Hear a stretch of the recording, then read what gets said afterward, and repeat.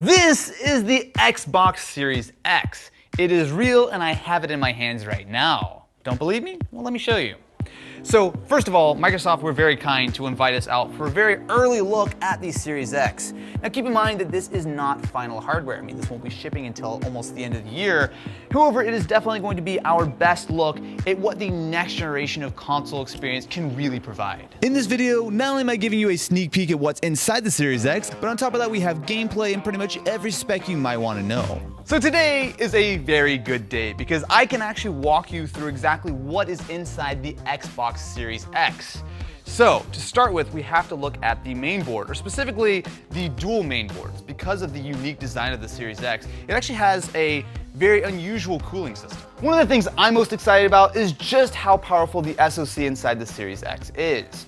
So there's a lot to talk about here, but first I want to go over the actual CPU spec. So keep in mind, this is an SoC that has not only the CPU and the GPU on board, and yet they're able to fit 8 Zen 2 cores that can clock all the way up to 3.8 gigahertz. And that's not some kind of like boost speed. It can run at 3.8 gigahertz sustained pretty much forever. And you have a couple of options if you're a developer with this guy. So if you want multi-threading, you actually have to drop from 3.8 to 3.6 gigahertz, but a lot of developers are probably going to be fine with 8 very fast cores on board. Now, when it actually comes to games, 7 of those cores are available to a game, and 1 is reserved for like Windows and the OS in the background. But that's a lot of power, especially considering that most of this chip is actually graphics. They just threw in 8 cores because it's much better than the previous generation.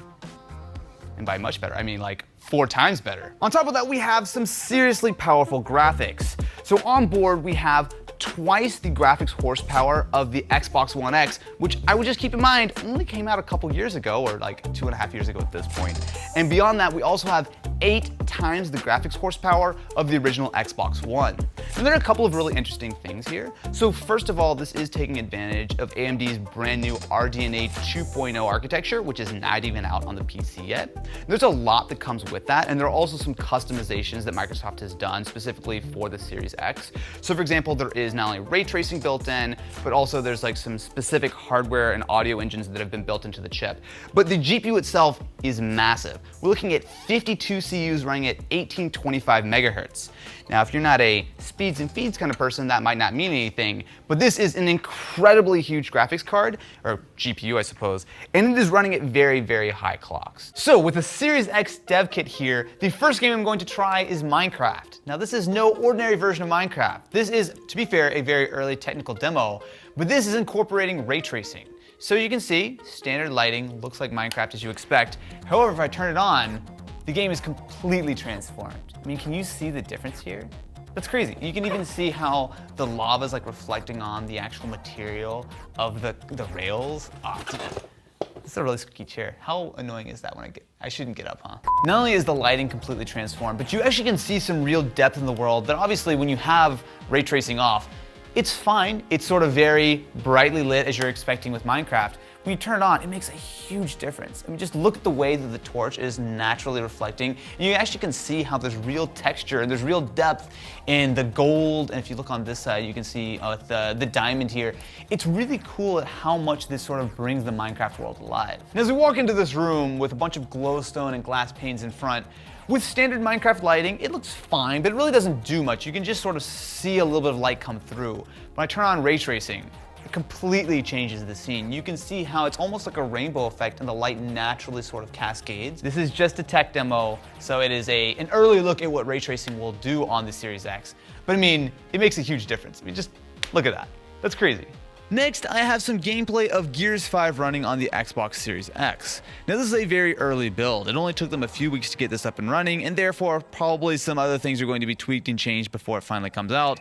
However, a couple of key things to keep in mind is that not only is this running at 4K 60 with all of the Ultra PC presets enabled, they've even added some additional settings that were not even able to run on the PC or the Xbox One X. So, sit back, grab your popcorn, and enjoy some true Series X gameplay. Okay,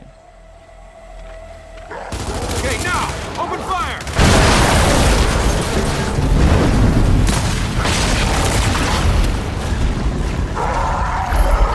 Now, we got that! Close the fray! Close it up!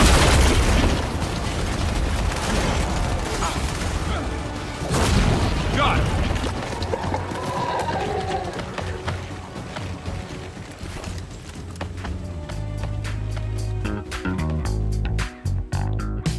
Feeding the SoC is a full 16 gigabytes of GDDR6 memory, which you actually can see is arranged around the chip like this. So it's actually a slightly unusual configuration. So Microsoft are taking advantage of a 320-bit memory bus, and that's because there's a mixture of 1 gig and 2 gig modules. Now, as the end user, you're probably not going to notice any of this, but as a developer, you actually have 2 classes of memory available.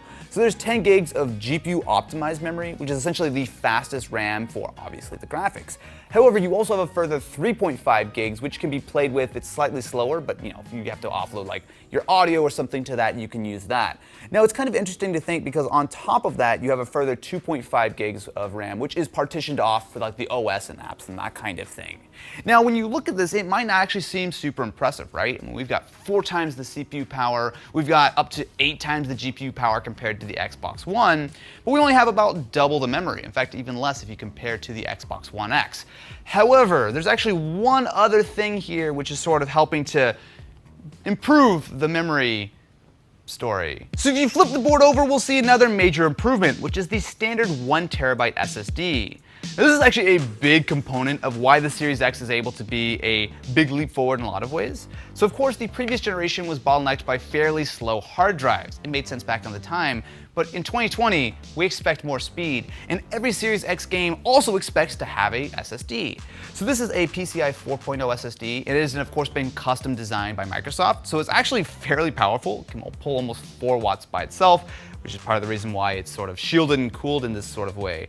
But there are actually a couple of very interesting things they're doing. So first of all, like I said, all games expect to have access to all of this performance at all times, right? So the CPU, the GPU, they're all going to sit at that very consistent clock speed, and the same goes for the SSD. So you're getting 2.4 gigabytes per second, pretty much period. They've done a lot of optimizations, of course, on the latency side, which is important because you actually can pull stuff straight off of the SSD straight to memory. So essentially we'll kind of expand that 16 gigabytes based on how developers use it.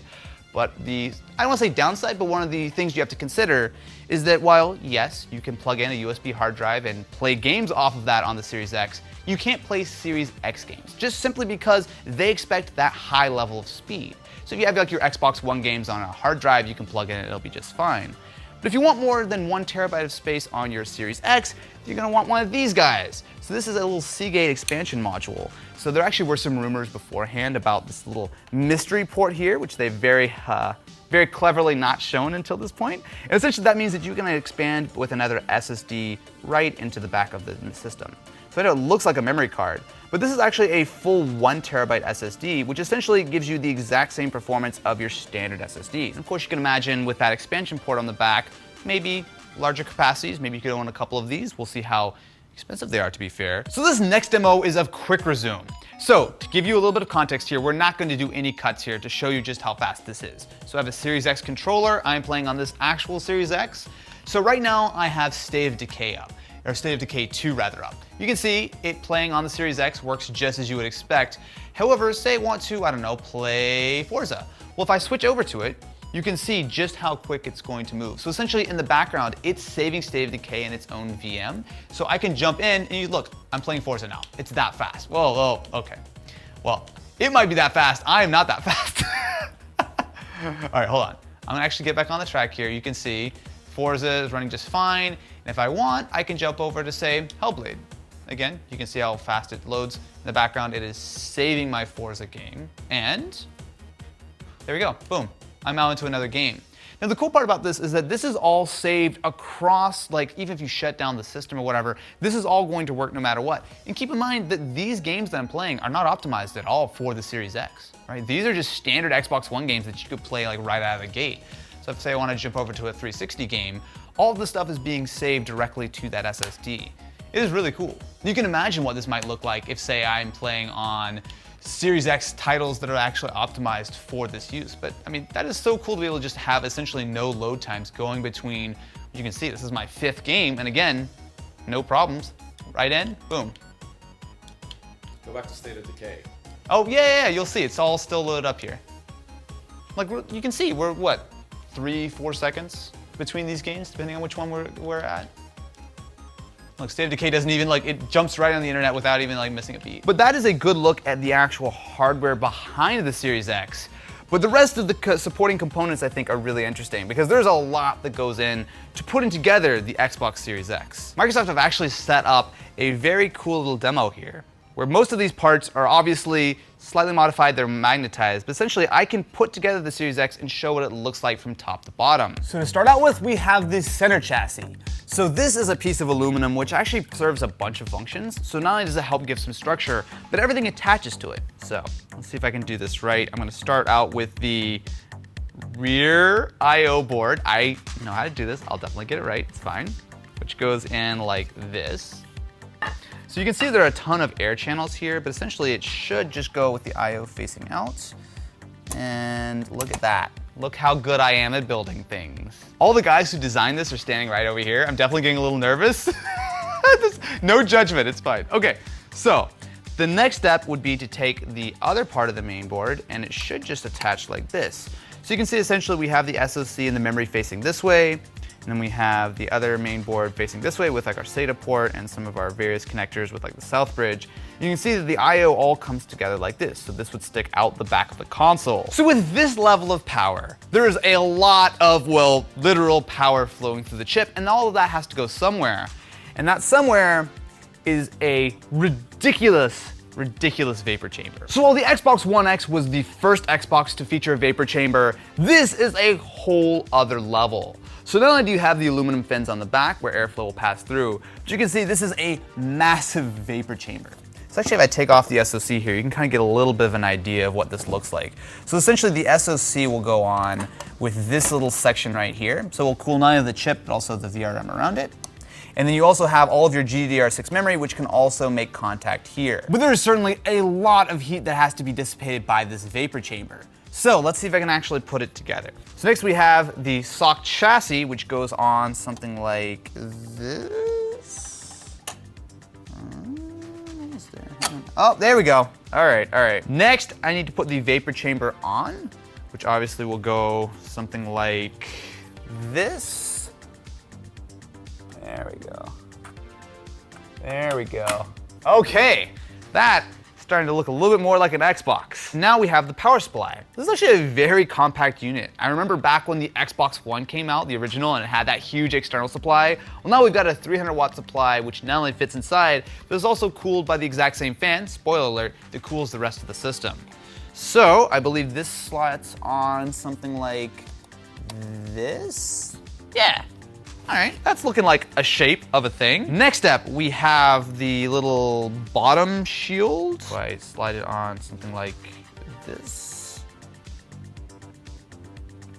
Yes! Next step is the optical drive. So this is a very similar Blu-ray drive to what you had on the previous generation. And I believe it goes on something like this. Hey, look at that. Now we're getting a little bit more of an Xbox One shape. Or sorry, did I say Xbox One? Xbox Series X. Next up, we have the fan. And you have to consider this is the only fan in the entire Xbox Series X. So it is a very custom unit. So it's a 130mm fan. And you can see that not only are the blades really uniquely shaped, but the entire top shroud is pretty much designed for the optimal airflow to kind of keep things moving. Because you have to keep in mind, with only one fan, the airflow has to be very carefully managed. So if you imagine this is the Series X, which it is very close to at this point, air is coming through a few different channels. So of course a lot of air is passing through the heatsink on the back of the vapor chamber and being exhausted out the top. But air also comes through the center chassis to cool the various components like the SSD. We also have to consider that the power supply needs air, which is exhausted underneath this black little plastic piece. There's a lot going on here, and it all really starts and ends with the fan, which if I can line it up like this, is essentially how it sits. Obviously, as someone who builds PCs and stuff, you see a lot of fans in exactly the same, or you see, like, oh, we added RGB or whatever. But like, this is such a complicated shape, especially when you look at like the fan blades and the way that this shroud, and this is actually kind of interesting. So you're mentioning this earlier, so there's a little sort of like escape path. So say someone accidentally put something over the top, there's still the ability for air to be exhausted through here. That's Obviously, right. it's not optimal, but you know, someone accidentally puts a book on top of your Series X, it's not gonna, you know, immediately go and completely get all the air cut off. Yeah, But there's a lot of cool stuff here. There is. The surfacing around on the fan shroud, like you said, it's super complex and super driven by the engineering requirements of getting that air up and then spread out as wide as possible as it exhausts. If you want a better visual of what this looks like, there happens to be a wonderful graphic right behind me. Look, it's a tornado of heat and exhaust. You didn't think that one through, did you? Didn't think that one through at all. Everyone in the room is very upset with me. It is not a tornado. It is a very carefully managed. Also, if you look up close, which you probably never will because no one should ever open up your Series X. I mean, I guess technically you could, but you shouldn't. Inside, there are actually a couple of really interesting Easter eggs. So first of all, a lot of the components are individually labeled. So you can see this is number 1, the center chassis. We have the optical disk drive. There are actually a total of 7 of these things. But my favorite is if you look on the very top of this fan, you'll see a tiny little Master Chief. No one's ever gonna see this, but it is very, very cool that these guys have spent so much time sort of optimizing this layout. Now, I know a lot of people were kind of wondering when you saw the announcement of why the Xbox is shaped as it is. But as we put it all together, you can see that there's actually a lot of very clever engineering that went into putting this together. I almost have the Series X complete. The next step is just to put it all in the chassis, which I'm sure I will get first try, no problem.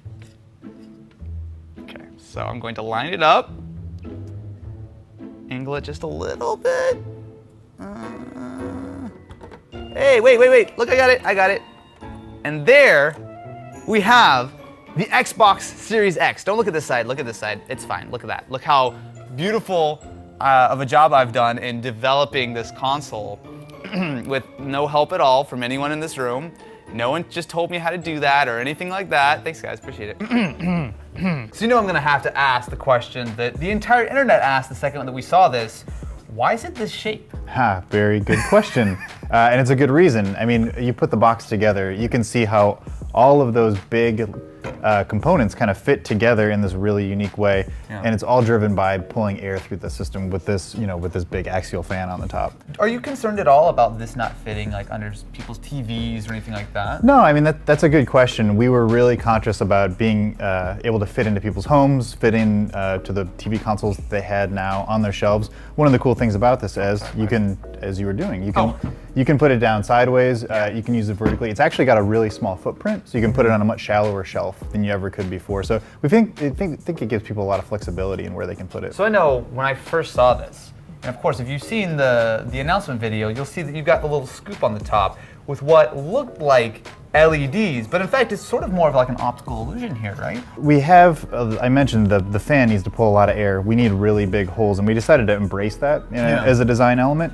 And we added this slight dish on a really deep set of holes here so that as you look at it, your view changes and you see more or less inside. And the green was really, kind of a nod to like our fans, a nod to Xbox. It's got like the soul of Xbox inside it, and it reveals itself like as you get closer. A new console is nothing without a new controller, and the Series X has some interesting differences. So you can see we have everything from the Duke all the way up to the Series X. And while at first glance this looks very, very similar to the Xbox One, there actually are some pretty significant differences. So one of the first ones is actually in the size. So while the grip and everything down here is pretty much the same, the top is been tapered a little bit more, so it's better for smaller hands. And in fact, there's actually a demo here. There's basically a giant controller to kind of give you a sense of what it would feel like. And it's still very comfortable even if you do have those smaller hands. Also, this looks hilarious. So a lot, of course, is very similar. So the sticks and a lot of the buttons feel the same. However, we do now have a much nicer D-pad. So it's nicely faceted, it has a nice sort of clicky action, and we also do have a share button built in. Now on the bottom, it is pretty much identical, so a lot of accessories, including your headsets and everything, should just slide in no problem on the bottom. And if we flip over to the top, we now have USB-C. Now if we open up the back, you will see that we have the exact same setup as the Xbox One. So it will ship with AA batteries, and you can of course still use your play-in charge kit. Obviously, if you really value AA batteries, that's an option, although rechargeables are definitely the way that I like to go. But interestingly, this is a very different style of sort of controller that they've done in the past, mostly because this is actually backwards compatible with the Xbox One and vice versa. So obviously there are some improvements here at its sort of core fundamentals. This is not wildly different than the Xbox One, which means that if you want to take your current Xbox One controller and move it over to the Series X, or even take a Series X controller and play it on Xbox One, you can absolutely do that. Now, it still doesn't take advantage of the Xbox wireless radio, and they've actually done a lot of work to improve the latency so that the controller will sort of update the console more often. But interestingly, on top of that, it does, of course, you can connect it via USB, but it does have Bluetooth Low Energy. So if, say, you're using this with an iPhone or an Android or something, it will be a little bit more energy efficient and it'll be a little bit quicker. One very cool demo on the Series X is the ability to do HDR reconstruction. So you can see right here we have Halo 5, and keep in mind it's going to be very bright since it's now in HDR, but essentially what we've got here is a game which was never originally designed to have HDR implementation. However, using some very clever trickery, you can see on this display, everything in the orange and you see anything in the reds and the whites, that's actually full HDR color space, which was not originally designed into the game. To me, I can't believe, like, just looking at this, yeah, you can see like how bright it gets over here for a game that was never designed for it. And the cool thing is this actually works for more than just like an Xbox One game that never had HDR. We got a demo earlier of an original Xbox game, Fusion Frenzy, clearly never designed with HDR in mind, and it still looks great. Maybe not quite as good as Halo, but you know. So I have the exact same level loaded up on both of these Series X dev kits. So you can see on this we have the full HDR reconstruction where especially you get a lot of brightness here, and this is a heat map. So essentially all this is doing is just showing us based on the color where we're really getting that extra brightness and that extra range that of course was never designed. So you can see with the fire, you can see with this over here, and if I try to throw a grenade at the same time, you can see, yeah, that's actually, I'll do that again, that's cool.